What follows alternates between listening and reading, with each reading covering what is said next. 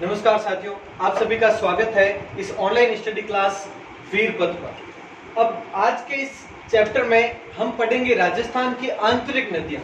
कल के वीडियो में हमने पढ़ा था राजस्थान की नदियां तीनों प्रकार की, आंतरिक नदियों के बारे में, उसके बाद में अरब सागर की ओर जल ले जाने वाली नदियों के बारे में, और फिर हमने पढ़ा था बंगाल की खाड़ी में जल ले जाने वाली नदियों। इन तीनों के बारे में हमने कल के वीडियो में पूरा पढ़ा है मैप पर, और अभी तक आपने वो वीडियो नहीं देखा तो वो जरूर देखना आप। फिर ये आज का वीडियो बहुत इजी लगेगा। आंतरिक नदियां आज की इस वीडियो में हम कंप्लीट कर लेंगे। तो शुरू करते हैं, और अभी तक सब्सक्राइब नहीं किया है तो जरूर कर लेना और इस वीडियो को शेयर जरूर करना।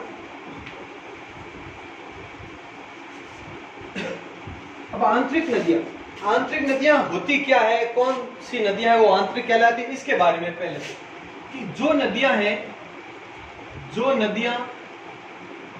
अपना जल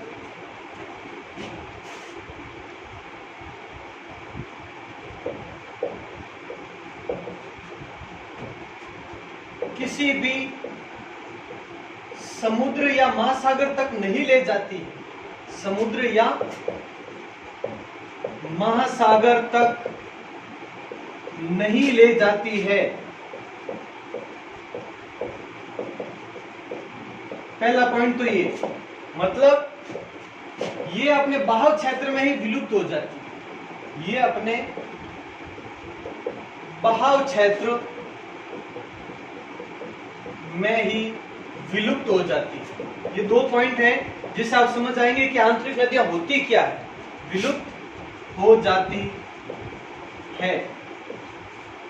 अब देखो, आंतरिक नदियां या अंतर प्रवाह की नदियां भी कहते हैं, ये भी ध्यान रखना आप। अंतर प्रवाह वाली नदियां या आंतरिक नदियां एक ही बात है। अब शुरू करते हैं आंतरिक नदियों में सबसे पहले घग्गर नदी के बारे में। इसके बारे में ध्यान से समझे आप, बहुत ही इंपॉर्टेंट है। सबसे पहले इसका उद्गम कहां से होता है, क्या है, वो हमने कल वैसे समझा तो था थोड़ा सा, लेकिन फिर भी देखें इसके बारे में। उद्गम, जैसा कि कल मैंने आपको राजस्थान के मैप में इस तरह से बताया था कि कहां पर इसका उद्गम होता है, तो यहां पर बताया था मैंने आपको शिवालिक की पहाड़ियां पंजाब, हरियाणा, और इस तरह से ये नदी का बहाव। तो ध्यान दें आप, उद्गम है शिवालिक की पहाड़ियां, शिवालिक की पहाड़ियां कहां पर है, ये शिमला में, और ये कहां पर, हिमाचल प्रदेश। तो उद्गम ध्यान रखना है, बहुत महत्वपूर्ण है। और किन किन राज्यों से होकर गुजरती है, तो यहां से बाद में ये पंजाब और हरियाणा इन दोनों में आती है, यानी पंजाब और हरियाणा से होकर ये गुजरती है। उसके बाद आगे की बात करें तो यहां पर इस पॉइंट पर देखना,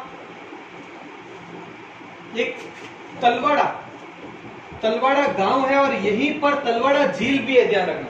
तलवाड़ा गांव इस जगह पर है, पॉइंट याद रखना। तलवाड़ा गांव और टीपी तहसील है, टीपी तहसील कहां पर है, ये हनुमानगढ़।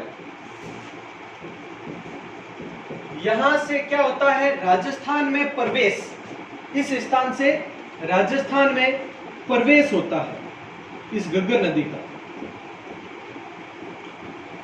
अब प्रवेश हो गया, उसके आगे की क्या बात है तो वो देखें आप।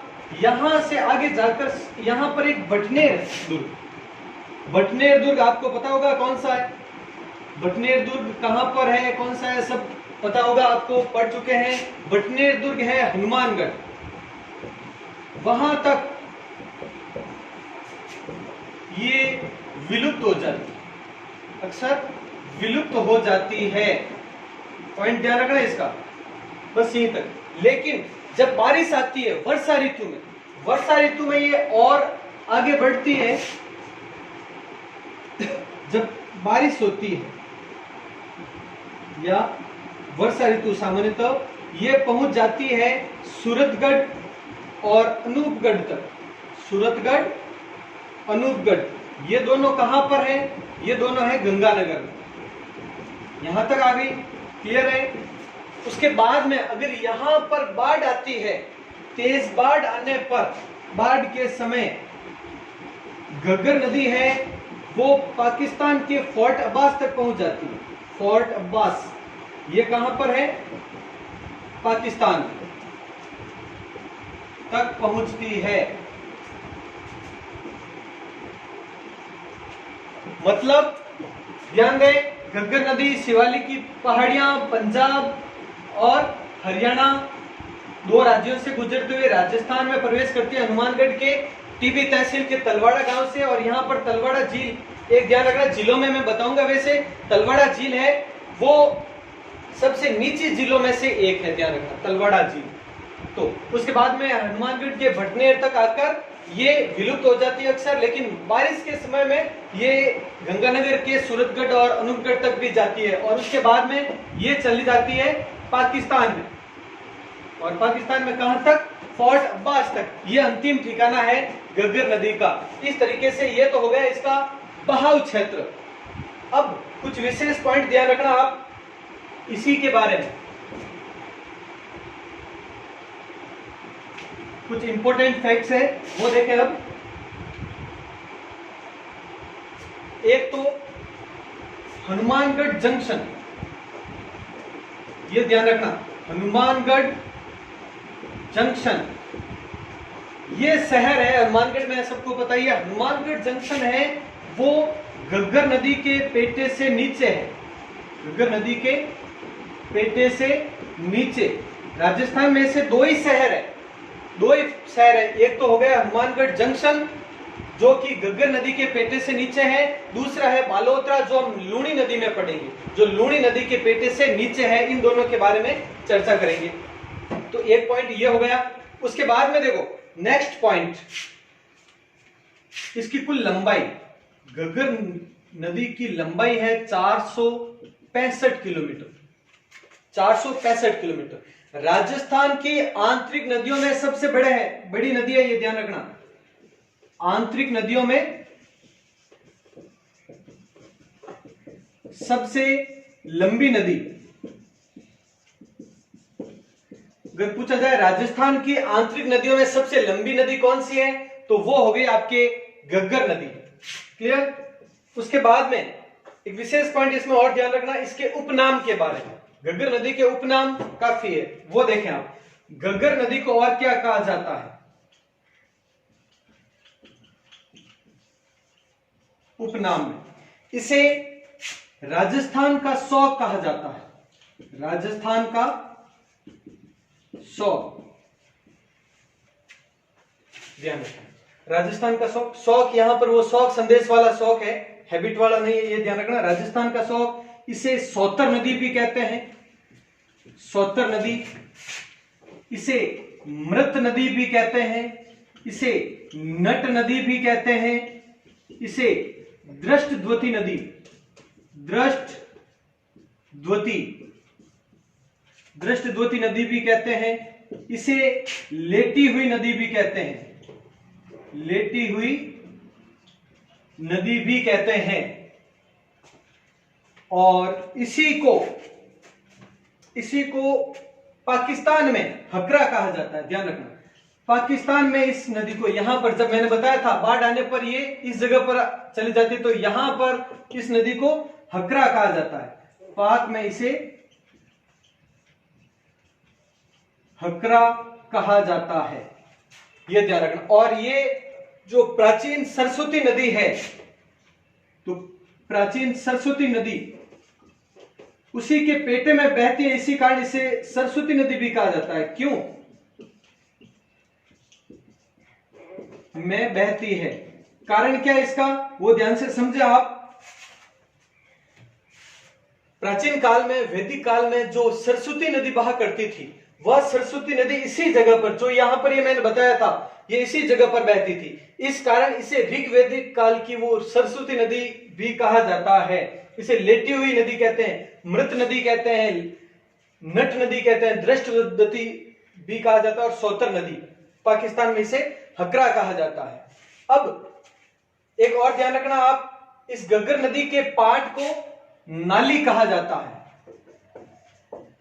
घग्गर नदी के पाट को नाली कहते हैं। विशेष है, ध्यान रखना। ये घग्गर नदी के बारे में विशेष पॉइंट्स है वो हुए हैं अपने। उसके बाद में देखिए, एक तो आप स्क्रीनशॉट ले ले आराम से इसका और नोट कर ले ये पॉइंट। उसके बाद में हम शुरू करते हैं। अब नेक्स्ट अगली नदी है वो है अब कांतली नदी। देखें अब,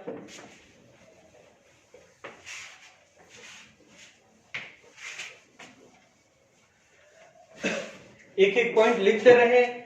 और कल जो परसों आपने एक टेस्ट दिया था और कल नदियों के बारे में पढ़ा, अगले 2 दिन में ये नदियां भी कंप्लीट हो जाएगी। उसके बाद में एक और टेस्ट होगा आपका, उसके लिए भी आप तैयार रहें सभी।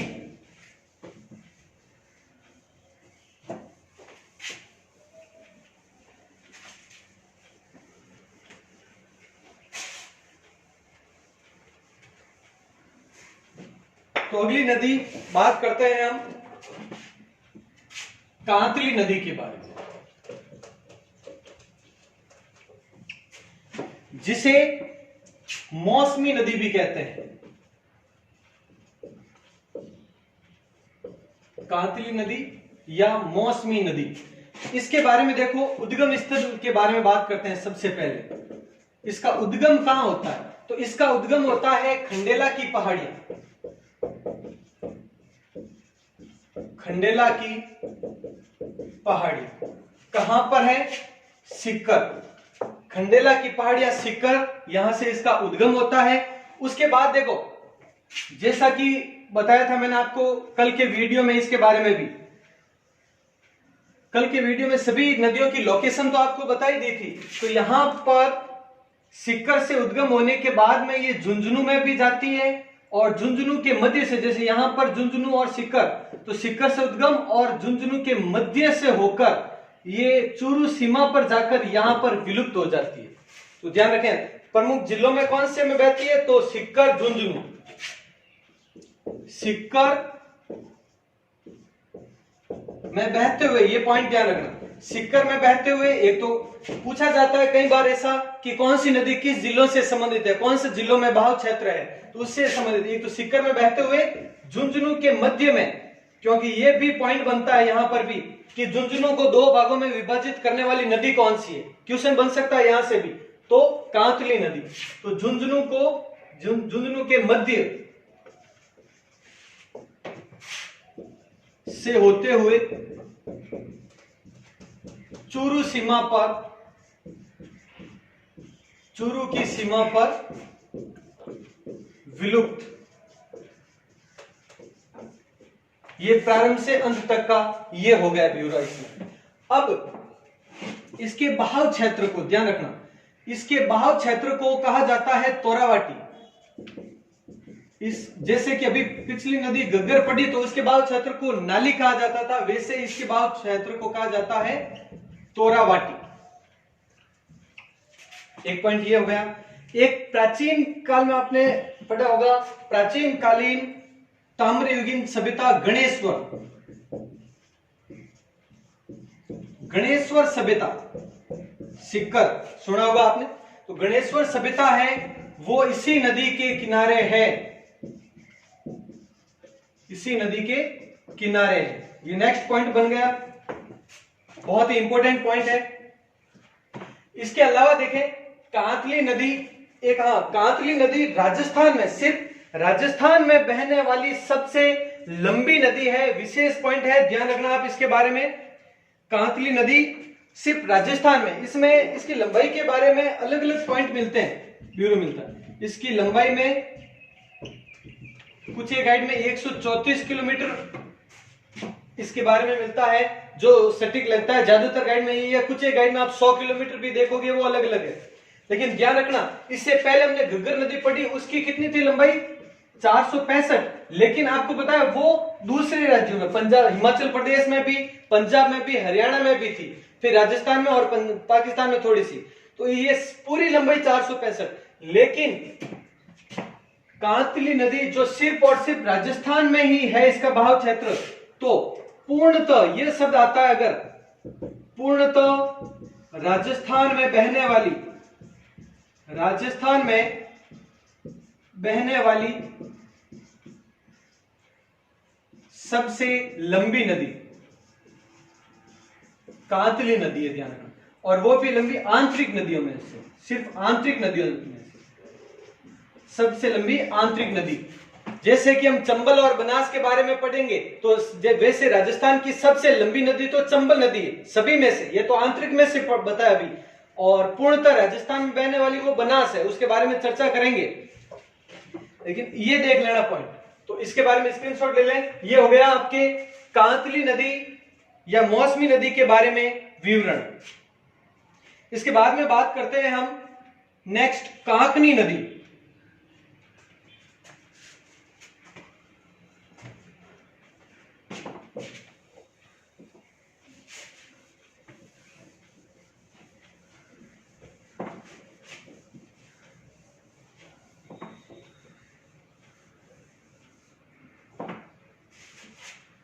नेक्स्ट कांकनी नदी के बारे में, जिसे मसूरदी नदी भी कहते हैं। अगर क्वेश्चन आता है कहां पर है, तो ध्यान रखना ये पूरी तरह से जैसलमेर में। इसके बहाव क्षेत्र के बारे में मैं आपको बता दूं, उद्गम होता है कोटरी या कोटारी की पहाड़ी, ध्यान रखें इसका, उद्गम कोटरी की पहाड़ियां कहें, कोटरी की पहाड़ियां तो भी सही है, कोटारी की पहाड़ियां कहें, कोटड़ी या कोटारी की पहाड़ियां कहां पर है, जैसलमेर, उद्गम होता है। अब बुझ झील भी कहां पर है, जैसलमेर, बुझ झील में गिरती है आगे आकर बुझ झील में। लेकिन बाढ़ के समय, कभी कभी जब बाढ़ आती है तो इसका जल है वो और आगे बढ़ता है, और मीठा खाड़ी भी कहां पर है, जैसलमेर। ये सब जैसलमेर में ही है, पूरी तरह से जैसलमेर में विलीन हो जाती है। फिर ये सिर्फ कब, बाढ़ के समय, बाढ़ आने पर मीठा खाड़ी जैसलमेर में है आगे। तो कहने का मतलब कोटड़ी या कोटारी की पहाड़ियां, फिर उसके बाद में बुझ झील यहां तक आती है, और ज्यादा बाढ़ आने पर ये मीठा खाड़ी जैसलमेर में विलीन हो जाती है। तो ये इसका बहाव क्षेत्र हो गया, एक पॉइंट तो ये। उसके बाद में एक इसमें इतना सा ध्यान रखना आप कि ये आंतरिक नदियों में सबसे छोटी नदी है, आंतरिक नदियों में सबसे छोटी नदी, सबसे छोटी नदी के बारे में इसका विवरण मिलता है, क्योंकि यह मात्र 17 किलोमीटर, सिर्फ 17 किलोमीटर है। इससे पहले हमने 134 किलोमीटर पढ़ा है कांतली नदी के बारे में, फिर 465 किलोमीटर पढ़ा है हमने घग्गर नदी के बारे में, लेकिन ये 17 किलोमीटर है यहाँ पर, जो कि मात्र सिर्फ और सिर्फ जैसलमेर में ही है। तो इंपॉर्टेंट पॉइंट है, ध्यान रखना आप। ये हो गया कांकनी नदी या मसूरदी नदी के बारे में विवरण, जो एग्जाम के लिहाज से मोस्ट है। अब नेक्स्ट बात करते हैं अगली, साबी या साहिबी नदी के बारे में। साबी नदी या साहिबी नदी के बारे में बात करते हैं।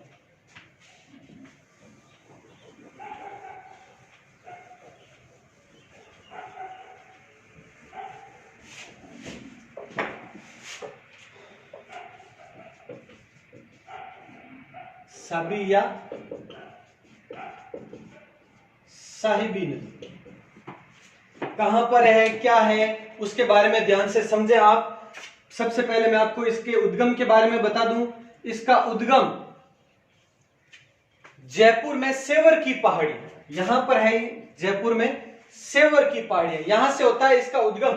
ध्यान रखना, सेवर की पहाड़ियां हैं वो सीकर और जयपुर सीमा पर है। हालांकि है तो जयपुर में पूरी तरह से, लेकिन जयपुर सीकर सीमा पर स्थित है सेवर की पहाड़ियां। यहां से उद्गम होता है, जयपुर में बहते हुए अलवर में जाती है और अलवर से फिर चली जाती है हरियाणा में। हरियाणा में जाती है और हरियाणा के गुड़गांव में एक नजफगढ़ झील है, नजफगढ़ झील वहां पर विलीन हो जाती है। तो पहले इसके इस क्रम के बारे में बात कर लेते हैं। तो उद्गम के बारे में क्वेश्चन आता है अगर, तो कहां से? सेवर की पहाड़ियां। सेवर की पहाड़ियां कहां पर है? जयपुर। उसके बाद में ये कहां तक? जयपुर, और जयपुर से कहां पर? अलवर। अलवर से कहां पर? हरियाणा में चली जाती है और फिर विलीन या विलुप्त कहां पर होती है? तो ये नजफगढ़ झील में विलीन हो जाती है। और नजफगढ़ झील कहां पर है? एक पटौदी तहसील है, पटौदी तहसील हरियाणा में, वहां पर ये विलीन हो जाती है। तो ये साबी नदी। अब इसकी लंबाई वगैरह के बारे में बात करें तो अलग अलग गाइड में काफी कंफ्यूजन मिलता है, लेकिन ज्यादातर जो ऑथेंटिक हम मान सकते हैं तो वो ये है कि इसकी कुल लंबाई तो है 222 किलोमीटर। इसकी कुल लंबाई 222 किलोमीटर है और जिसमें से लगभग 157 किलोमीटर के आसपास है वो राजस्थान में है। 157 किलोमीटर वो राजस्थान में है और इसकी कुल लंबाई है वो 222 किलोमीटर है। तो ये पॉइंट। अब इसमें मोस्ट क्या है वो ध्यान रखना। एक तो एकमात्र उत्तर दिशा की ओर से राजस्थान से बाहर जाने वाली नदी, ध्यान रखना। ये एकमात्र राजस्थान के उत्तर से बाहर निकलने वाली नदी, बाहर निकलने वाली नदी, क्योंकि बाकी सभी और एकमात्र, ये भी ध्यान रखना पॉइंट, एकमात्र जो उत्तर दिशा से आती है राजस्थान में वो कौन सी? वो हो गई आपकी घग्गर नदी। देखो, एकमात्र नदी है जो उत्तर दिशा से आती है वो तो हो गई घग्गर नदी, और जो उत्तर दिशा से बाहर निकलती है एकमात्र वो हो गई आपके कौन सी? साबी या साहिबी नदी। बाकी ज्यादातर जैसे नदियां इस ओर से प्रवेश करती है, इधर से वापस जाती भी है, सभी देखेंगे हम। और आंतरिक नदियां वो तो राजस्थान में ही ज्यादातर है, वो राजस्थान में ही होती है उद्गम, और विलुप्त भी राजस्थान में हो जाती है। लेकिन ये इन दो नदियों के बारे में आप विशेष ध्यान रखना। बाकी सभी नदियां आंतरिक है, वो राजस्थान में उद्गम होता है, राजस्थान में ही विलुप्त हो जाती है। लेकिन दो, एक तो हो गई साबी नदी और एक हो गई घग्गर नदी। इन दोनों के बारे में, ये तो उत्तर हिमालय से एक उद्गम होने वाली एकमात्र नदी घग्गर नदी, ये भी ध्यान रखना। हिमालय से, क्योंकि जो शिवालिक की पहाड़ियां है हिमाचल प्रदेश, वो क्या है? हिमालय है। तो हिमालय से उद्गम होने वाली एकमात्र नदी भी घग्गर नदी, और उत्तर से प्रवेश करने वाली नदी भी घग्गर नदी। ये घग्गर वाले पॉइंट में लिख लेना, आप अभी उस टाइम भूल गए था। तो अभी देख लो आप, ये उत्तर दिशा से बाहर जाने वाली एकमात्र नदी। और एक ध्यान रखना, ये बारिश के समय यानी वर्षा ऋतु में अपनी विनाश लीला के लिए प्रसिद्ध, अपनी विनाश लीला के लिए प्रसिद्ध नदी, के लिए प्रसिद्ध नदी। विनाश लीला बहुत ज्यादा, यानी बाढ़ ज्यादा आती है इस साबी या साहिबी नदी में। ध्यान रखना, जयपुर और अलवर दो जिले राजस्थान के, जो साबी और साहिबी नदी, इसके कारण ये कई बार वरदान भी और कई बार श्राप भी बन जाती है यहाँ के निवासियों के लिए, आसपास के लिए। तो ये काफी प्रमुख है। तो ये हो गई साबी या साहिबी नदी के बारे में डिटेल, ध्यान से देख लेना। बहुत ही एक और चीज, एक इसमें ध्यान रखना, एक जोधपुरा सभ्यता स्थल कहां पर है? जोधपुरा सभ्यता स्थल 3 पॉइंट है, वो तीनों पॉइंट ध्यान रखो आप। जोधपुर और जोधपुरिया, इन तीन के बारे में ध्यान से समझे आप। जोधपुर तो सबको पता है, जोधपुर सन सिटी, जोधपुर सबको पता ही है ये तो, लेकिन इसमें कंफ्यूज नहीं होना है। अगर आ जाए कि जोधपुर सभ्यता स्थल कहां पर है, तो ऑप्शन में अगर जोधपुर है तो सभी बिना सोचे जोधपुर ही करेंगे, लेकिन ऐसा नहीं करना है, ध्यान रखना आप। जोधपुरा सभ्यता स्थल है वो जयपुर में है, जोधपुरा सभ्यता स्थल जयपुर में है और वो इसी साबी नदी के किनारे है, साबी नदी के किनारे। और जितने भी सभ्यता स्थल है वो लगभग सभी किसी न किसी नदी के किनारे जरूर होते हैं। तो ये जोधपुरा सभ्यता स्थल जयपुर में और साबी नदी के किनारे हैं, ध्यान रखना। और जोधपुरिया सभ्यता स्थल है वो टोंक में है। और जब हम बनास से संबंधित नदियां पढ़ेंगे, बनास नदी पढ़ेंगे और उसके त्रिवेणी संगम पढ़ेंगे, तब बताऊंगा कि एक त्रिवेणी संगम जो जोधपुरिया नामक स्थान पर है सभ्यता स्थल पर, तो उसके बारे में मैं बताऊंगा। बनास नदी पढ़ेंगे तब, जोधपुरिया टोंक में, ध्यान। तो ये तीनों पॉइंट अलग अलग है, विशेष है, कंफ्यूज नहीं होना है। तो ये हो गया आपके साबी या साहिबी नदी। बात करते हैं अगली नदी के बारे में।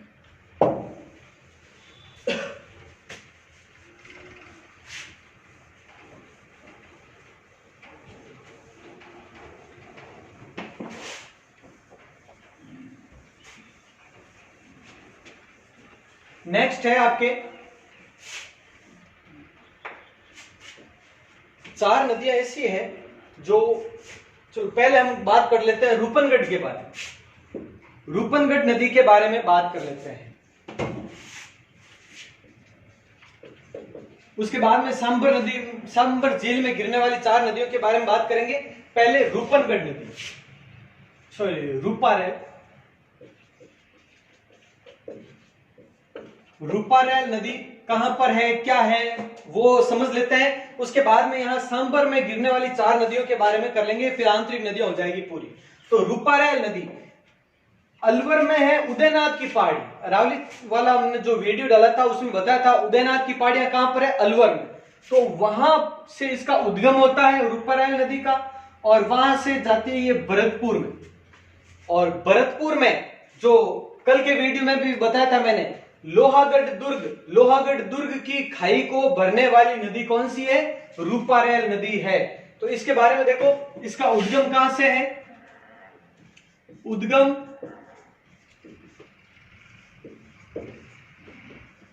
उदयनाथ की पहाड़ियां, अलवर, और यहां से फिर जाती है आगे कहां पर, अलवर से भरतपुर में। और लोहागढ़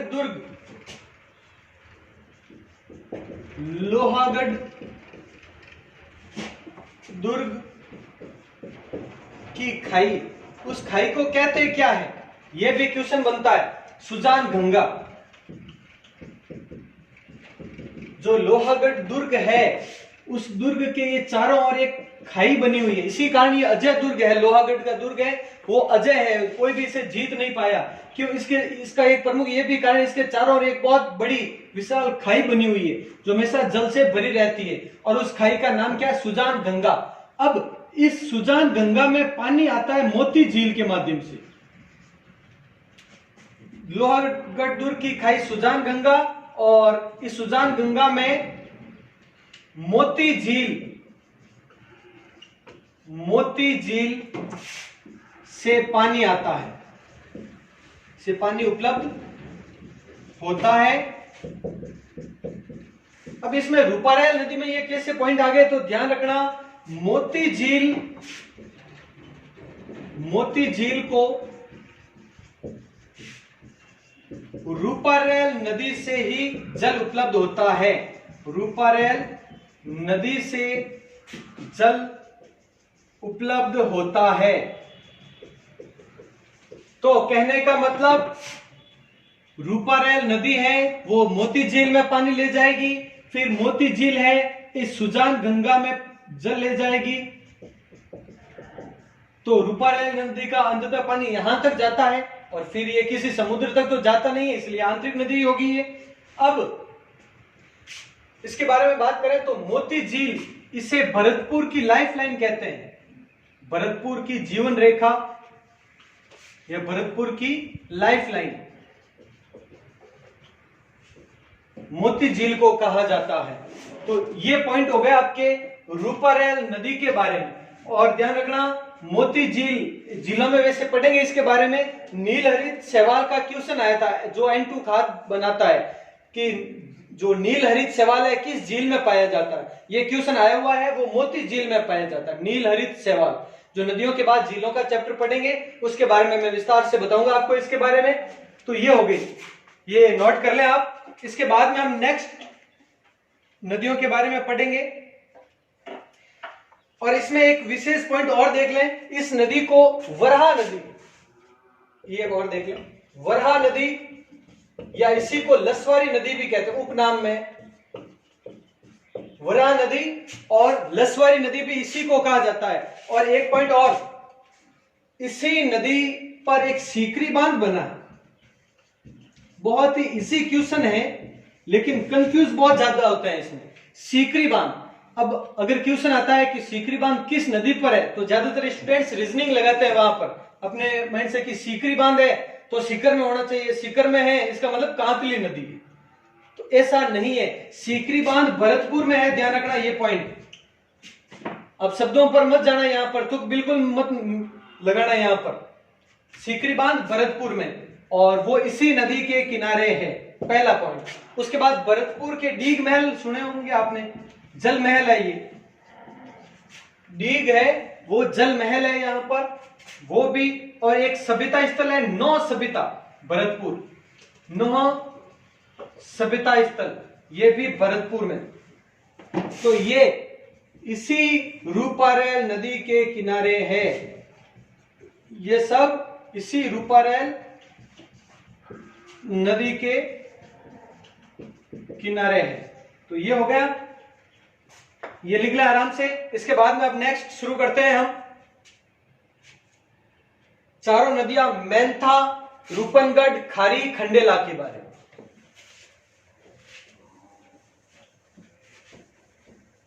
ये चारों नदी एक साथ पढ़ लेते हैं और ये आंतरिक प्रवाह की नदियां हो जाएगी कंप्लीट आपके।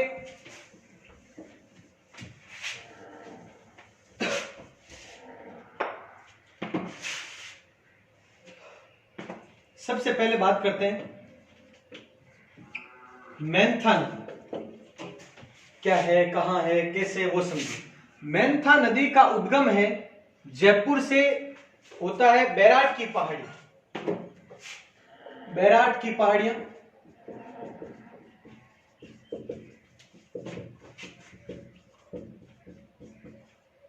जयपुर। ध्यान रखना ये बैराट की पहाड़ियां भी काफी विस्तृत है, क्योंकि वैसे बाणगंगा नदी का उद्गम भी बैराट की पहाड़ियों से होता है, लेकिन वो सिर्फ कोई एक पहाड़ी नहीं, बहुत विस्तृत पहाड़ी क्षेत्र है। उस अलग अलग क्षेत्रों में से एक क्षेत्र ऐसा है जहां पर मेंथा नदी का भी उद्गम होता है। अब ध्यान रखना, मेंथा नदी जयपुर में बहने के बाद नागौर में बहती है एक बार, नागौर, और नागौर से फिर वापस, आपको पता है सांबर झील, जिससे देखो इसके बारे में देख लेना, यहां पर है जयपुर, नागौर और अजमेर, और इन तीनों के मध्य यहां पर है ये सांबर झील, इन तीनों के मध्य इस जगह पर है ये सांबर झील। तो ध्यान रखना, जयपुर में ये उद्गम होता है बैराट की पहाड़ियां, फिर थोड़ी सी नागौर में भी बहती है मेंथा नदी, और नागौर में बहने के बाद ये फिर से जयपुर, सांबर वैसे है तो पूरी तरह से जयपुर में, लेकिन इन तीनों के इधर नागौर की सीमा लगती है, इधर अजमेर की, और फिर जयपुर उसी स्थान पर। लेकिन पूछे किस जिले में, तो जयपुर में है, तो विस्तृत जयपुर में, लेकिन इनकी सीमाओं पर स्थित है। तो जयपुर से फिर नागौर में बहती हुई फिर से जयपुर में आती है और सांबर झील में गिर जाती है। कौन सी नदी? मेंथा नदी, जो बैराट की पहाड़ियों से। तो ये जयपुर, फिर नागौर, फिर पुनः जयपुर में आकर सांबर झील में गिरती है, सांबर झील में गिरती है। अब ये हो गया पॉइंट। अब बात करते हैं हम रूपनगढ़ नदी की। रूपनगढ़, तो इसके बारे में देखें। इसके उद्गम की बात करें तो ये अजमेर में नागपहाड़ रिजर्व है वहां से, और प्रॉपर स्थान देखें तो सलेमाबाद, और यह है नागपहाड़ अजमेर के नागपहाड़ से। लूणी नदी का उद्गम भी वहीं से नागपहाड़ से ही होता है, लेकिन बहुत विस्तृत है इसलिए अलग अलग स्थान अलग है। सलेमाबाद से इसका उद्गम होता है, और ये भी अजमेर में बहते हुए, यहां से अजमेर से उद्गम, यहां से बहते हुए सांबर झील में गिर जाती है। जैसे मेंथा इधर से आती है और गिर जाती है, वैसे इधर अजमेर से ये, यानी अजमेर के बाद जयपुर, और जयपुर के बाद में ये जयपुर में ही सांबर झील में गिरती है। ये हो गया। अब एक पॉइंट इसमें ये ध्यान रखना, सलेमाबाद आया हुआ यहां पर, क्या है ये सलेमाबाद आपने पढ़ा होगा, बहुत ही प्रसिद्ध है निम्बार्क संप्रदाय की प्रधान पीठ है। यहां पर निम्बार्क संप्रदाय की प्रधान पीठ कहां पर है? सलेमाबाद अजमेर में है। इंपॉर्टेंट पॉइंट है, एग्जाम में अक्सर पूछा जाता है, ये मोस्ट है, ध्यान रखना, इसलिए अलग बताया ये भी। तो अब ये हो गया मेंथा रूपनगढ़। अब खारी खंडेला के बारे में बात करें तो मेंथा रूपनगढ़ किस तरह से लिखें? खारी खंडेला मतलब खारी नदी रूपनगढ़ की सहायक है। खारी नदी, वैसे खारी नदियां काफी है, सबके बारे में मैं बताऊंगा नदियां कंप्लीट होने के बाद। ये खारी दूसरी, ये तो एक आंतरिक नदी भी है, एक अरब सागर में जल ले जाने वाली नदी भी खारी नदी है, उसके बारे में भी बताऊंगा, और एक खारी नदी है जिसका जल बंगाल की खाड़ी तक जाता है। तो ये तीनों प्रकार की नदियों में तीनों जगह पर खारी नदी होगी, उसके बारे में मैं बताऊंगा आपको। तो ये खारी नदी इस रूपनगढ़ की सहायक नदी है, और ये खंडेला नदी है वो मेंथा की सहायक नदी है। बस छोटी सी सहायक नदियां हैं जो रास्ते में ये इससे मिल जाती है, ये इससे मिल जाती है। तो ये हो गया पॉइंट, रूपनगढ़ की सहायक खारी और मेंथा की सहायक खंडेला। यानी मेंथा, रूपनगढ़, खारी, खंडेला, ये चारों नदियां सांबर में गिरने वाली नदियां हैं। एग्जाम में क्वेश्चन पूछा गया है कि सांबर झील में गिरने वाली नदियां कौन सी है, तो ये ध्यान रखना आप। तो इसमें हो गया ये पॉइंट कंप्लीट आंतरिक नदियों के बारे में विस्तार से। इसके अलावा तो एक इसमें इसी मेंथा नदी के किनारे लूणवा जैन तीर्थ है, ध्यान रखना, लूणवा जैन तीर्थ स्थल इसी नदी के किनारे है, यह भी पॉइंट ध्यान रखना। अब अगले वीडियो में हम पढ़ेंगे राजस्थान की जो अरब सागर की ओर जल ले जाती है। ये तो एक पॉइंट, मोस्ट पॉइंट आंतरिक नदियों में और देख लेना। सब में हमने देखो आंतरिक नदियां पढ़ी, ये क्षेत्र हो गया, यहां पर गग्गर, ये मतलब अगर इस एक नदी को छोड़ दें जैसलमेर वाली को, तो उसके अलावा सभी आंतरिक नदियों का क्षेत्र कौन सा हो जाएगा? उत्तर पूर्व। तो राजस्थान के आंतरिक या अंतर प्रवाह की नदियां हैं वो राजस्थान के किस क्षेत्र में है? उत्तर पूर्व में है, ये ध्यान रखना, सभी नदियां यहीं पर है। अब कल इधर से जो कच्छ की खाड़ी और खंबात की खाड़ी, इन दोनों के माध्यम से अरब सागर में जल ले जाती है, वो पॉइंट अब कल हम शुरू करेंगे अरब सागर की ओर जल ले जाने वाली नदियों के बारे में। तो ये हो गया आपके आंतरिक नदियों का चैप्टर आज पूरा। तो कल मिलते हैं अगले पॉइंट में। तो वीडियो को लाइक करें, इस चैनल को सब्सक्राइब कर लें, अभी तक नहीं किया है तो शेयर करते रहें। ठीक है, मिलते हैं अगले वीडियो में। जय हिंद, जय भारत।